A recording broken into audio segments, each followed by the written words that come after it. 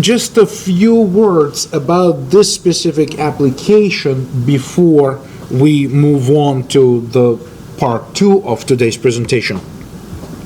It's probably unrealistic that I did everything over here in the main function, right? It's doable, but it's not necessarily realistic, right? So I may want to, when I see this, and I may want to decide that, hey, maybe I need reorganize a little bit. Let's say I wanted to do some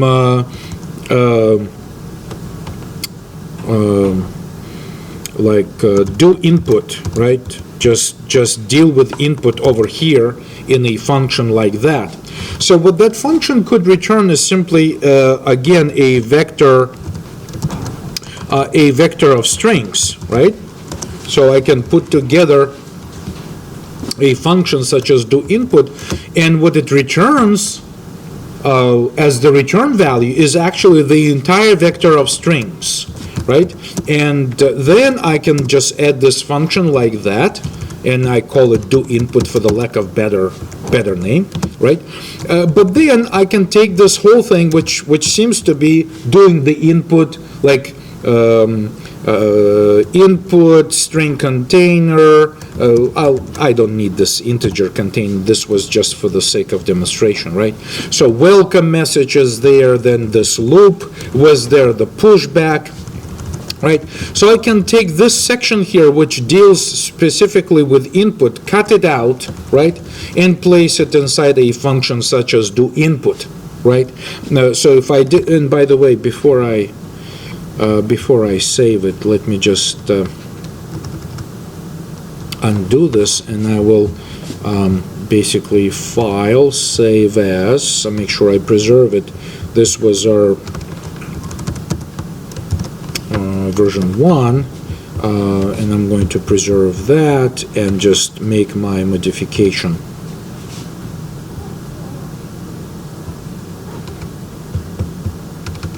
Over here. Okay. Let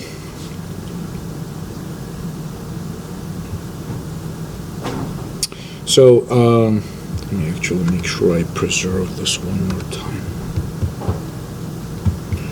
This is going to be called version 0. Okay. So I will post these samples, but for now, I just want to make sure that I preserve them. Okay, so here's my main program. So quickly, one more time, a function that returns this vector of strings, right? So this is the type of information that it returns. It says do input. The input comes back as a vector of strings, and then I will copy and paste all of this portion into this function, and then I don't need this piece. And of course, it's going to populate this local container of strings, which is a vector of strings. But of course, all I need to do is at the end is just make sure I return this container. I return this container to the caller. Okay, so it's very easy to isolate a code like this into a separate function. Of course, this function could exist in a different file, right? I could place it in a different file, and here just use just a declaration of this function. Okay, and then I can also say print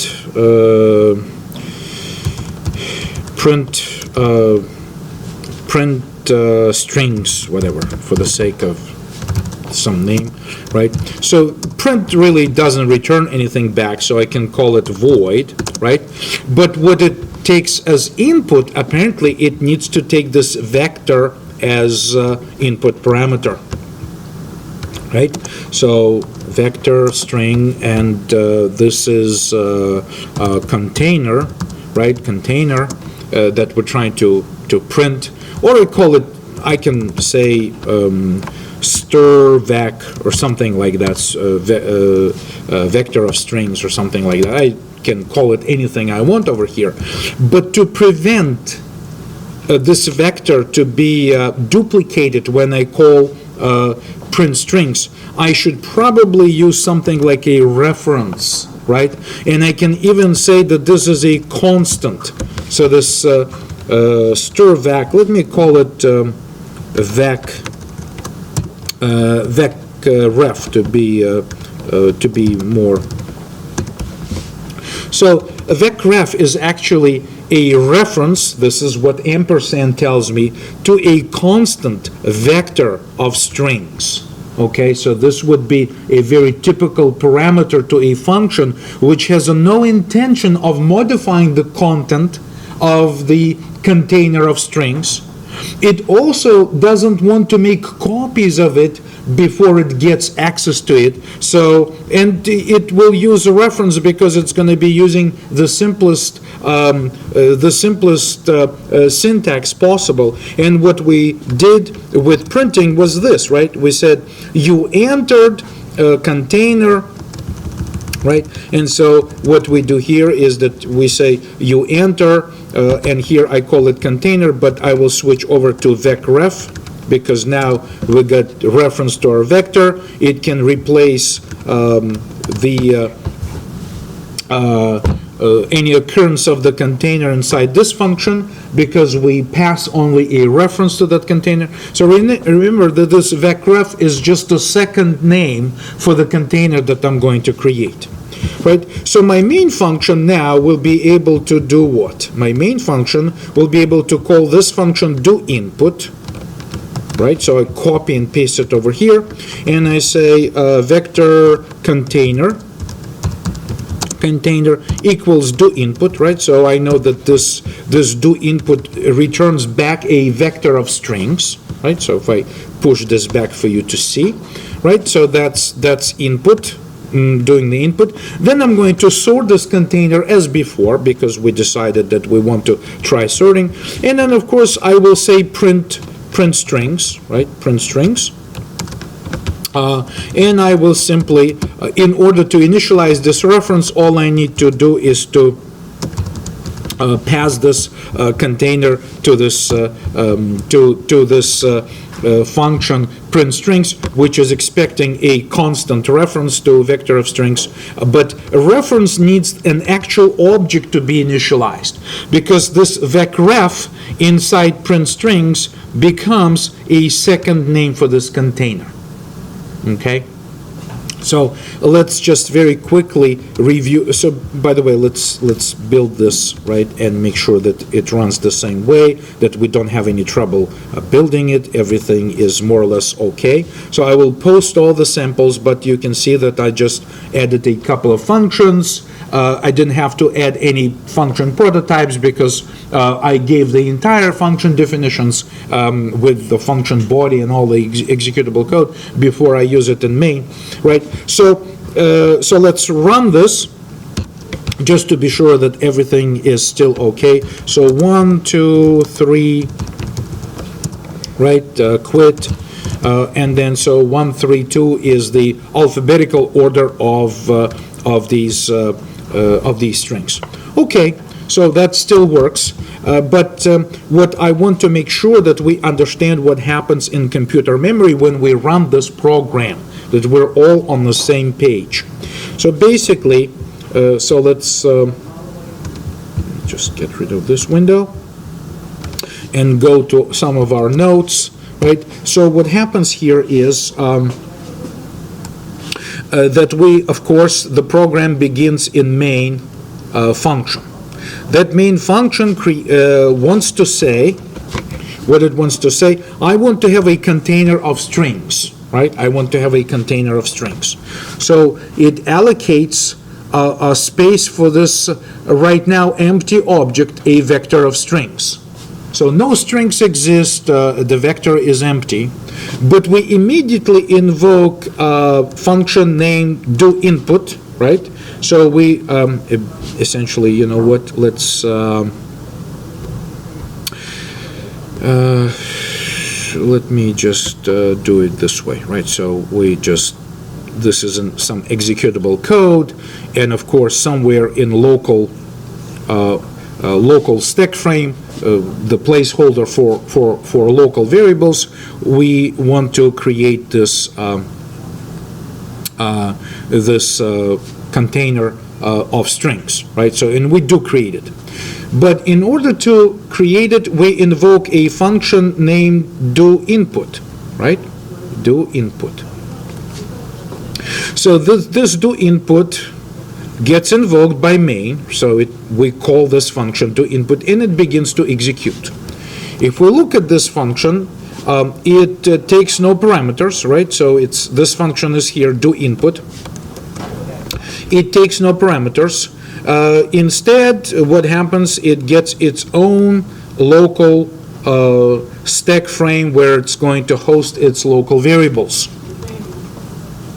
So it also creates a vector named container, which of course is completely different. So this is the container inside, which is local object in main, and this container is an object which we create inside function named doInput. And then of course we create this loop where we ask the user to input words which we would like to sort and print back, right? So we have this function pushback which inserts each individual string at the end of the vector.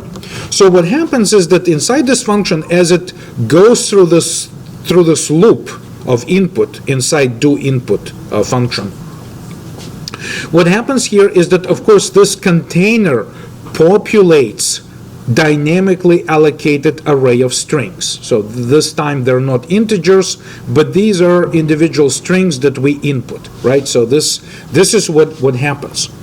Then we say at the end of it, the user enters quit, right? So we exit out of this loop, and the user says, return this container back to whoever wants to get this container.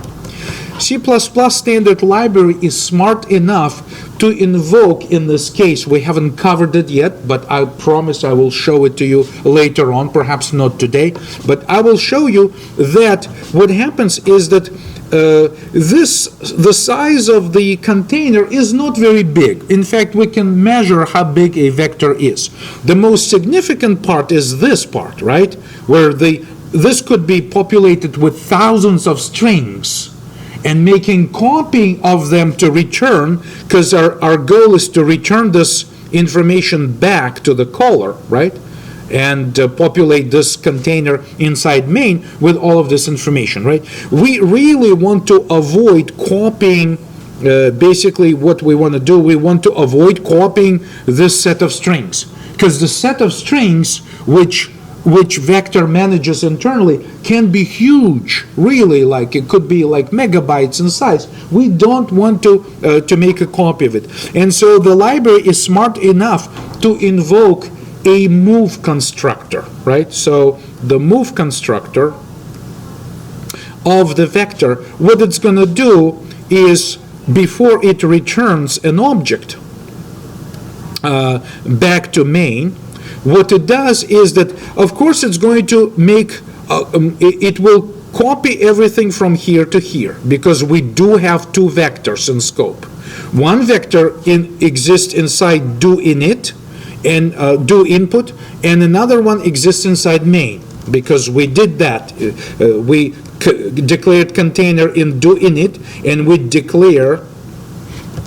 we also declared a container inside main. These are two different vectors. But what move constructor does, it avoids copying of this dynamic block. Instead, what it does, it simply grabs this from this vector. And so when this doInput function returns, right, when it returns, of course its stack frame is destroyed, right? So this is all destroyed, goes away, right? So this goes away, and the function essentially is out of view. It is done. So we're returning back to main, right, to continue execution of this code. But look, this container is populated with the input that we made inside do input. So you can see that this is a little trick that C++ standard library does. It invokes the move constructor, which avoids copying the actual dynamic block of the strings, which can potentially be huge. Right? So any questions about this, by the way? Let me know right away. And then we say sort. I will skip the sort. We will just pretend that we magically, sort everything inside this place, and everything is placed in order, sorted. And then we say print strings, right? So we invoke another function which we added to our code. It's named print strings, which takes a reference to a vector, right? So we invoke print strings. So this time, we do not create a copy of a vector. This ref vec, or whatever I call it, is just a small little reference, like a second name to this container, right? Because what happens is that we say, take this container from us, but this is not a copy of the container. This is a reference, and this ampersand says this is a reference to the vector of strings. And const simply promises that this function will not attempt to modify the content of the vector, right? It's only going to do read-only access to it. And what happens is that anytime I say ref vec inside executable code of print strings, it basically goes and, of course, using this reference, right? The code using this reference to access this object, and of course, no copying takes place, so everything is as fast as can possibly be, right? Everything runs very fast. And so when this print is over, this returns, right? So this ref vec is destroyed, and we're back in main, and we can continue using our container if we want to, right? So it remains the only real working version or working copy that we really use through the rest of this program. Just wanted to make sure that we're all on the same page in terms of understanding how things take place in memory when we write a code like that. And in this class, as you already know, my main focus is on computer memory, whereas at the same time, I try to show you interesting and very, very practical features that you can use. Today, especially. Today is for me, this is a highlight of the entire course, because finally we begin to get out of the woods. I got stuck in like first or second gear for a while because I was showing you those little pointers and essentially manipulation of addresses and those little microscopic things. Now, all of a sudden, we can, with this knowledge, we can look at more realistic programs that use real things, and we feel free to program it really any way we want. But at the same time, we should have the solid information already of what potentially happens in computer memory, and that's going to be going to continue to be our focus. Okay, so this is version 2 of this little demo where we added multiple functions. Of course, the next step would be that this main file will be pretty large, like with 2,000 lines of code in it, and it'll be time to split it into multiple implementation files. As soon as we split it into multiple implementation files, of course, we're going to create a header file, with declaration of these functions, and we will have to include the header file with declarations of these functions or function prototypes in every implementation file, .cpp file in our case, where we choose to use all of this, right? And so that's I will demonstrate that in our next project. Okay, in our next project. Okay, so good. So moving on.